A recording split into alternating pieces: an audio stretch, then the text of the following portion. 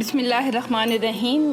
یہ ایک واقعہ ہے کہ ایک دفعہ نبی صلی اللہ علیہ وآلہ وسلم عید کے دن گھر سے مسجد کی طرف تشریف لانے لگے۔ راستے میں آپ نے کچھ بچوں کو کھیلتے دیکھا۔ انہوں نے کچھ اچھے کپڑے پہنے ہوئے تھے تو بچوں نے سلام عرض کیا، نبی صلی اللہ علیہ وسلم نے ان کو جواب دیا۔ اس کے بعد آپ صلی اللہ علیہ وسلم آگے تشریف لے گئے تو آپ نے ایک بچے کو دیکھا جو خاموشی کے ساتھ اداس بیٹھا ہوا تھا، تو آپ اس سے قریب رک گئے اور انہوں نے پوچھا کہ تم کیوں اداس اور پریشان نظر آ رہے ہو؟ تو اس نے بتایا کہ میں یتیم ہوں، میرے سر پر باپ کا سایہ نہیں ہے جو میرے لیے کپڑے لا دیتا ہے، میری امی مجھے نہلا کر کپڑے پہنا دیتی، اس لیے میں یہاں اداس بیٹھا ہوں۔ تو رسول اللہ نے فرمایا چلو تم میرے ساتھ آؤ۔ چنانچہ آپ اس کو اپنے گھر لے کر گئے اور حضرت عائشہ سے فرمایا حمیرہ بچے کو نہلا دو۔ جنہیں اس کو نہلایا گیا، اتنے میں نبی صلی اللہ علیہ وسلم نے اپنی چادر کے 2 ٹکڑے کیے، کپڑے کا ایک ٹکڑا اسے تہمت کی طرح باندھ دیا اور دوسرا اس کے بدن پر لپیٹ دیا گیا۔ پھر اس کے سر پر تیل لگا کر کنگھی کی گئی۔ جب وہ بچہ تیار ہو گیا اور رسول اللہ کے ساتھ چلنے لگا تو رسول اللہ نیچے بیٹھ گئے اور کہا کہ تم پیدل چل کر نہیں بلکہ میرے کندھوں پر سوار ہو کر جاؤ گے۔ انہوں نے ان کندھوں پر سوار کر لیا اور وہ پھر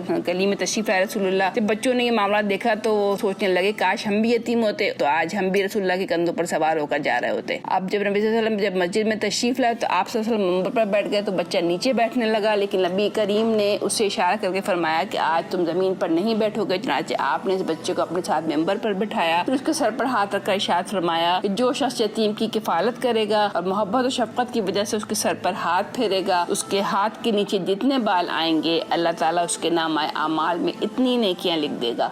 تو اب اس سے ہمیں یہ سبق ملتا ہے کہ ہمیں اپنے ارد گرد پڑوس میں یا رشتہ داروں میں کہیں ہمیں کوئی یتیم کا پتہ چلے تو ہم ضرور ان بچوں کی خبر گیری کریں، ان کو راشن بھجوائیں یا ان کو کھانے بھجوائیں، یا اب جیسے سردیاں آ رہی ہیں تو ایسے بچوں کے لیے ہم اسپیشلی ان کے لیے کپڑے لیں گرم، تو جو ہم کر سکتے ہیں۔ اور ہمیں کوئی نہ کوئی ایسے لوگ مل ہی جاتی ہیں، بیوہ عورتیں اور پھر ان کے بچے۔ صدق اللہ العظیم۔